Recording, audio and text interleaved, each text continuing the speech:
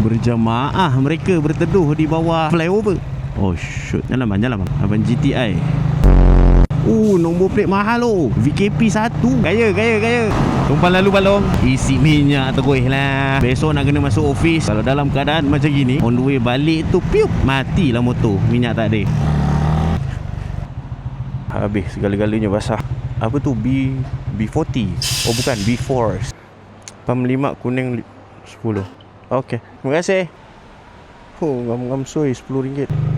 Yang foggingnya spek. Visor elok, tak berfogging. Maklumlah ada pin lock. Masalahnya spek ni. Bila kau punya spek tu berada dalam satu situasi yang tertutup, lepas tu kau pula pakai balaclava, kau tutup hidung, tutup mulut kan. Bila kau bernapeh tu naik fogging lah. Tambah-tambah kalau macam duduk dalam keadaan pegun macam ni. Jadi kalau motor jalan tak apa. Motor jalan dia ada pengaliran udara, angin keluar masuk.